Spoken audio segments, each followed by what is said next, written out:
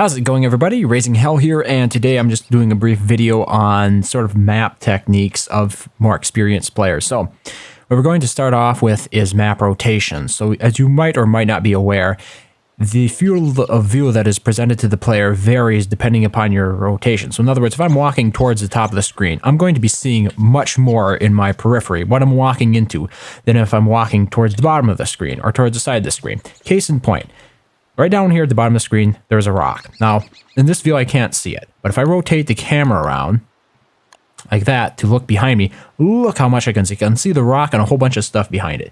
So when you're navigating the map, you should have the camera rotated in whichever direction you're traveling. So in other words, if I'm walking along like this, if I decide to go this way, turn the camera to compensate for it. Turn the camera to compensate. Turn the camera to compensate. Always be walking towards the top of the screen because it'll allow you to see the most of your surroundings. Now here's another thing, another additional tip that in terms of map navigation is important for Don't Starve Together. When you open up the map, the game does not pause. So you can walk, essentially. You can walk along while having the map open. So I'm going to equip the torch here, and I'm going to tell myself to walk towards the top of the screen, and you're just going to see I'm on the map, I'm moving. So I give myself a command, I can move again. And you can just keep it going. So in other words, move like that, press tab or whatever you have your map key to, you can just keep moving along right like that. So it allows you to check the map while at the same time moving along in the game. Now in the single player game, of course, you don't have to worry about this because you're never in a situation where the game doesn't pause when you open the map. The game always pauses if you have the map open. That's not true in Don't Starve Together, and that is why this technique is so very effective. It is the reason why it's going to allow you to really navigate the map so much quicker if you manage to left click on the top of the screen while you're walking around. And remember, it's most efficient if you do this while facing towards the top of the screen. If you're facing towards the bottom, you're not going to get nearly as much mileage out of it because you can't see as much. Same thing if you're facing towards the side. So you're going to be able to travel the most distance while you're facing towards the north, towards the top of the screen. You know, top of the screen is usually considered north. Yeah.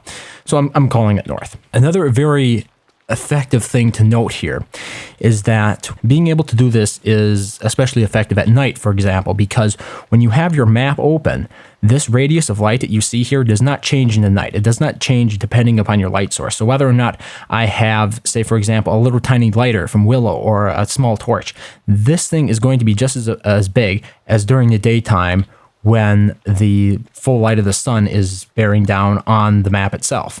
Now, I personally am not a fan of clicking on the map to open. I've seen players who keep their mouse over the map tab and then just use the keyboard to walk around.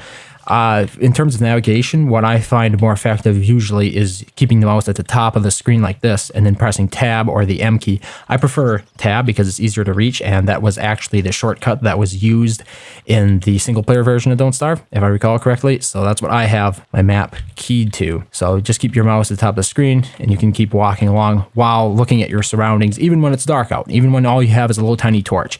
You open it up and you can see that entire radius of light while you continue to move. Just left click up there and you're good to go.